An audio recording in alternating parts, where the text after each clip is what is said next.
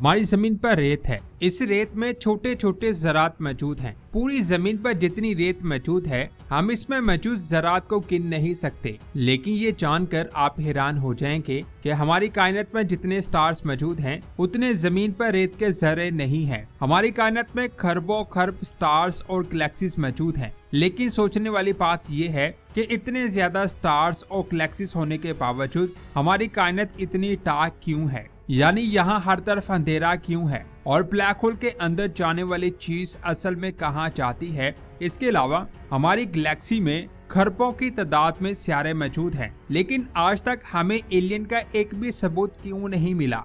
आखिर ऐसा क्यों है? इन सभी सवालों के जवाब आप जानोगे आज की इस वीडियो में, तो पूरी वीडियो वॉच कीजिएगा। और आप देख रहे हैं स्पेस वर्ल्ड। सबसे पहले बात करते हैं ब्लैक होल की। ये कायनात का सबसे खतरनाक ऑब्जेक्ट है। इनका साइज एक एटम से लेकर अरबों स्टार से भी ज्यादा होता है। इसके अंदर जो चीज जाती है वो कभी वापस नहीं आती। इसका मतलब ये है कि ब्लैक होल उस चीज के डेटा को भी खत्म कर देता है। लेकिन ऐसा होना क्वांटम फिजिक्स के रूल्स के खिलाफ है। लेकिन साइंसदान के मुताबिक ब्लैक होल ऐसा करते हैं। आखिर ये कैसे होता है, इसका इल्म सिर्फ अल्लाह के पास है। इसके बारे में साइंसदानों को नहीं पता। कुछ साइंसदान के मुताबिक जब कोई चीज इसके अंदर जाती है तो वो रेडिएशन बनकर इसके बाहर आती है, लेकिन उस रेडिएशन में उस चीज का डेटा नहीं मिल पाता। इस चीज को एक एग्जाम्पल से समझते हैं। जब आप एक किताब को जलाते हैं तो उसके अंदर मौजूद इंफॉर्मेशन खत्म हो जाती है, लेकिन जलने के बाद भी उसके पार्टिकल वैसे के वैसे ही रहते हैं।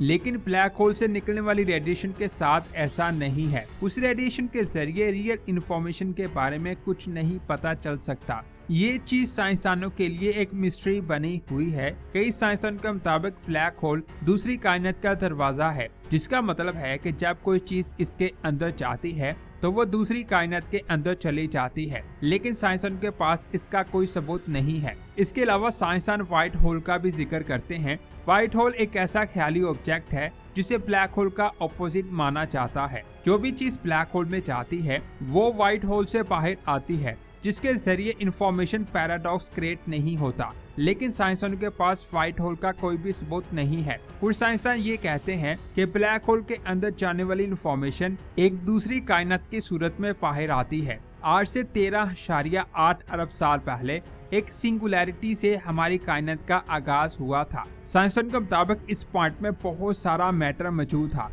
हैरान करने वाली बात यह है, साइंसदान के मुताबिक ऐसी ही एक सिंगुलैरिटी ब्लैक होल के अंदर भी पाई जाती है। कुछ साइंसदान के मुताबिक ब्लैक होल की ये सिंगुलैरिटी एक ब्लैक होल में तब्दील हो जाती है, जिससे इंफॉर्मेशन पैराडॉक्स सॉल्व हो जाता है। ये सारी बातें सिर्फ थ्योरीज हैं, इनका कोई भी सबूत साइंसदानों के पास नहीं है। इसीलिए ब्लैक होल आज भी एक मिस्ट्री बना हुआ है। ब्लैक होल की इंफॉर्मेशन जानने के बाद अब बात करते हैं ऑल्बर्ट्स पैराडॉक्स की। मैंने अपनी पिछली वीडियो में कायनात के साइज के बारे में बताया था, जिससे आपको पता चल गया होगा कि अल्लाह की बनाई हुई कायनात इतनी बड़ी है कि इसके साइज के बारे में साइंसदान कभी नहीं जान पाएंगे। अल्लाह की इतनी बड़ी कायनात में इतने स्टार्स हैं जिनको हम गिन नहीं सकते। लेकिन इतने ज्यादा स्टार्स होने के बावजूद जब हम रात के वक्त आसमान को देखते हैं तो वो हमें ब्लैक क्यों दिखाई देता है? अगर हमारी कायनात में इतने स्टार्स हैं तो उनमें से निकलने वाली रोशनी से आसमान रोशन क्यों नहीं होता? ऑल्बर्ट्स पैराडॉक्स का रिलेशन इसी सवाल से है।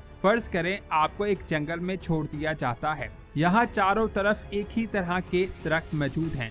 ऐसे में आपको रोशनी की एक भी किरण दिखाई नहीं देगी, क्योंकि उन दरख्तों ने सारी लाइट को ब्लॉक कर रखा होगा। लेकिन अगर इसी चीज को ऑपोजिट करके देखें तो हमारी कायनात में मौजूद स्टार्स की लाइट चारों तरफ दिखाई देनी चाहिए, क्योंकि कायनात में बहुत ज्यादा तादाद में स्टार्स मौजूद हैं और कहीं भी अंधेरा नहीं होना चाहिए। लेकिन रियल में ऐसा नहीं है। साइंसदान के मुताबिक कायनात की सबसे तेज तरीन चीज रोशनी है, जो एक सेकंड में 3 लाख किलोमीटर का सफर तय कर लेती है। लेकिन ये रफ्तार कायनात के साइज के सामने भी कुछ नहीं है। इस बात को एक मिसाल से समझते हैं। सूरज की रोशनी को जमीन तक पहुंचने में 8 मिनट लगते हैं, यानी जब सूरज से रोशनी निकलती है तो उसके 8 मिनट बाद जमीन पर दिन का आगाज होता है। सूरज का करीबी सोलर सिस्टम जमीन से 4 लाइट ईयर दूर मौजूद है और सूरज की रोशनी को उस सोलर सिस्टम तक पहुंचने में 4 साल लग जाते हैं। यानी उस सोलर सिस्टम में मौजूद सितारों पर सूरज की रोशनी से जो दिन होगा वो 4 सालों के बाद होगा।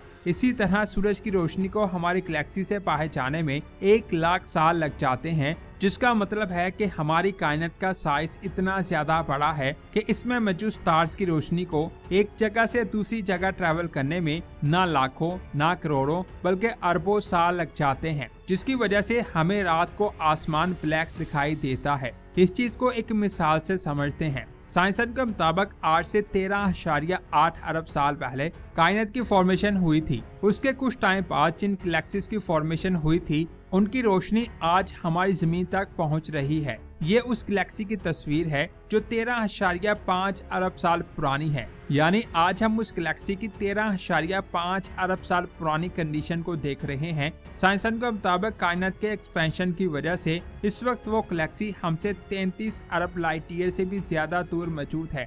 यानी हम उस गैलेक्सी की मौजूदा कंडीशन को हम 33 अरब साल बाद देखेंगे। अल्लाहु अकबर। इसके अलावा रात के आसमान में आपको बहुत सारे स्टार्स दिखाई देते हैं, लेकिन अगर मैं कहूं जिन स्टार्स को आप देख रहे हैं इनमें से कई स्टार्स खत्म हो चुके हैं, लेकिन रात के आसमान में वो स्टार्स हमें फिर भी दिखाई दे रहे हैं। असल में जिस वक्त वो स्टार्स बने थे तब उनसे रोशनी निकली थी जो स्पेस में ट्रैवल करते हुए कई लाखों करोड़ों या अरबों साल बाद हमारी जमीन तक पहुंची है। और हो सकता है पीछे से वो स्टार खत्म हो चुका हो। यानी रात के आसमान में जिन स्टार्स को हम देख रहे हैं हो सकता है वो लाखों करोड़ों या अरबों साल पुरानी रोशनी हो जिसे आज हम देख रहे हैं। अल्लाहु अकबर। इसी वजह से हमें आसमान ब्लैक दिखाई देता है। इसके अलावा खला में धूल और डस्ट के बादल बहुत ज्यादा तादाद में मौजूद हैं। इन बादलों से स्टार्स की रोशनी डिम हो जाती है, जिस वजह से भी हमें कायनात डार्क दिखाई देती है। मुझे उम्मीद है अब आपको समझ आ चुकी होगी कि हमारी कायनात डार्क क्यों है। इसके बाद बात करते हैं एलियंस की। हर इंसान के माइंड में ये सवाल जरूर आता है कि क्या कायनात में एलियंस हैं या नहीं।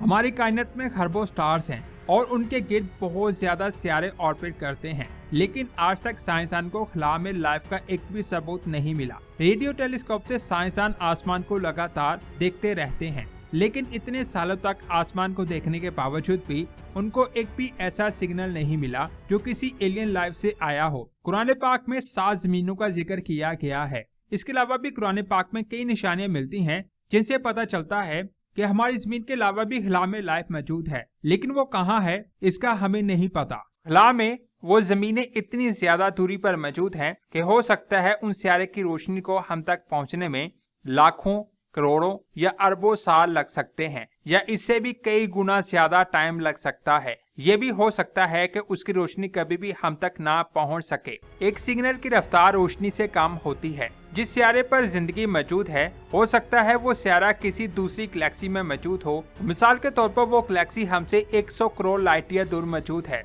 तो आप खुद अंदाजा लगा सकते हैं कि वहां से आने वाले सिग्नल को जमीन तक आने में कितना ज्यादा टाइम लग जाएगा, या जमीन से सिग्नल को वहां जाने में कितना टाइम लग जाएगा। तो यही वजह है कि आज तक हमें एलियन का एक भी सबूत नहीं मिला। 7 मार्च 2009 को नासा ने केपलर स्पेस टेलीस्कोप को लॉन्च किया। इससे ऐसे सितारे को फाइंड किया जाना था जो हमारी जमीन से मिलते जुलते हों या जिन पर लाइफ की पॉसिबिलिटी के चांसेस ज्यादा हों। 2009 से लेकर 2015 तक इसने ट्रांसिट मेथड के जरिए बहुत सारे सितारों को फाइंड किया। ट्रांसिट मेथड में जब कोई सितारा अपने स्टार का चक्कर लगाते हुए उसके सामने से गुजरता है तो कुछ टाइम के लिए उस स्टार की रोशनी कम हो जाती है, जिससे केपलर के जरिए साइंसदान को पता चल जाता है कि वहाँ कुछ सितारा मौजूद है। रोशनी कम होने का टाइम बहुत ज्यादा कम होता है। इसे नोटिस करने के लिए केपलर में बहुत एडवांस सेंसर्स का इस्तेमाल किया गया है। ये टेलीस्कोप इतना पावरफुल था कि अगर 1000 किलोमीटर दूर एक कार की हेडलाइट के सामने से कोई मक्खी भी गुजर जाए तो जो थोड़े टाइम के लिए रोशनी कम होगी केपलर स्पेस टेलीस्कोप उसे भी डिटेक्ट कर लेगा। इस टेलीस्कोप से पता चला कि हमारी कायनात तो सितारों से भरी हुई है जिनकी तादाद स्टार्स से भी कई गुना ज्यादा है। इस टेलीस्कोप से पहले साइंसदान कुछ ही सितारों के बारे में जानते थे, लेकिन 4 सालों बाद इसमें खराबी आ गई। इसमें 4 रिएक्शन व्हील्स लगे हुए थे। स्पेस में ये इसके टायर थे जिससे इसकी डायरेक्शन को चेंज किया जाता, जिसकी वजह से ये स्टेबल रहता। लेकिन फिर अचानक इसके 4 में से 3 व्हील खराब हो गए और अब ये किसी एक पोजीशन पर स्टेबल फोकस नहीं कर सकता था और मिशन बिल्कुल खत्म हो चुका था। लेकिन साइंटिस्ट ने इसका सॉल्यूशन निकाला। इन्होंने एक डायरेक्शन से आते हुए सूरज के प्रेशर को स्टेबिलिटी के लिए इस्तेमाल किया। इस अमल से केपलर सही से काम करने लगा, लेकिन इस अमल के बाद से केपलर स्पेस टेलीस्कोप एक लिमिटेड एरिया पर ही नजर रख पाया, जिसके बाद नासा ने सिर्फ और सिर्फ रेड ड्वार्फ स्टार्स पर नजर रखना शुरू कर दी। पहले इस मिशन को केपलर का नाम दिया गया था और बाद में इसे K2 का नाम दिया गया। यहाँ पहले इससे ढूंढे गए सितारों के आगे केपलर लगा करता था। 2014 के बाद डिस्कवर होने वाले सितारों के नामों के आगे K2 लगने लगा और फिर इसने 2015 में एक सितारा ढूंढा जिसका नाम रखा गया K2-18b। 2018 में इस टेलीस्कोप का फ्यूल खत्म हो गया, जिसके बाद से इस सितारे को हबल स्पेस टेलीस्कोप से स्टडी किया जाने लगा। 2019 में जब साइंसदान K2-18b सितारे को स्टडी कर रहे थे तो उन्होंने पहली बार इस सितारे पर पानी की मौजूदगी को नोटिस किया। ये पानी इसके एटमॉस्फेयर में वाटर वेपर्स की सूरत में नोटिस किया गया। एटमॉस्फेयर में वाटर वेपर्स के होने का मतलब है कि इसकी सतह पर बड़े बड़े समुद्र हो सकते हैं, जिसके बाद इस सितारे को हाइसियन सितारों की लिस्ट में शामिल कर दिया गया। हाइसियन का मतलब एक ऐसा सितारा है जिसका एटमॉस्फेयर हाइड्रोजन गैसेस से भरा हो और उसकी सतह पर पानी का समुद्र हो। ऐसे सितारे ना जमीन जैसे होते हैं और ना ही गैस जॉइंट जैसे। इनके एटमॉस्फेयर में डेंस हाइड्रोजन बहुत ज्यादा मकदार में मौजूद होती है, जिसकी वजह से साइंसदानों को लगता है कि ऐसे एटमॉस्फेयर में पानी ऐसी फॉर्म में मौजूद हो सकता है जो ना सॉलिड होता है और ना गैस। इस सितारे को इस साइंसदान ने हाइसियन की लिस्ट में डाला था। अब सवाल ये आता है कि क्या वाटर वेपर्स की वजह से ये माना जा सकता है कि उस सितारे पर लाइफ मौजूद है या नहीं? इसका जवाब मिला 2023 में, जब जेम्स स्पेस टेलीस्कोप से इसके एटमॉस्फेयर को स्टडी किया गया तो साइंसदान को वहां 3 गैसेस मिली। एक मीथेन गैस, दूसरी कार्बन डाइऑक्साइड गैस और तीसरी थी डाइमिथाइल सल्फाइड गैस। इसी गैस की वजह से साइंसदानों ने कहा कि वहां लाइफ हो सकती है, क्योंकि जमीन पर यह गैस जिंदा जानदार खारिज करते हैं जिनको फाइटोप्लैंक्टन्स कहा जाता है। इस फाइटोप्लैंक्टन से एक खास कंपाउंड बनता है जिसे डाइमिथाइल सल्फाइड का नाम दिया गया। इसके अलावा ये कंपाउंड जमीन पर किसी और प्रोसेस से नहीं बनता। साइंटिस्ट के मुताबिक ये गैस बहुत ज्यादा अनस्टेबल होती हैं। ये कुछ ही टाइम में एटमॉस्फेयर में टूटकर दूसरे मॉलिक्यूल्स में बिखर जाती हैं, जिसकी वजह से इस गैस को डिटेक्ट करना बहुत ज्यादा मुश्किल होता है। इसे तब ही डिटेक्ट किया जा सकता है जब ये किसी सितारे पर बड़ी मिकदार में बन रही हो, और ये चीजें साइंसदान को K2-18b में मिली। यहाँ पर डाइमिथाइल सल्फाइड और डाइमिथाइल डाइसल्फाइड गैसेस बहुत ज्यादा मिकदार में साइंसदानों को मिली। न्यू स्टडी के मुताबिक K2-18b सितारे के समुद्र में फाइटोप्लैंक्टन्स मौजूद हो सकते हैं,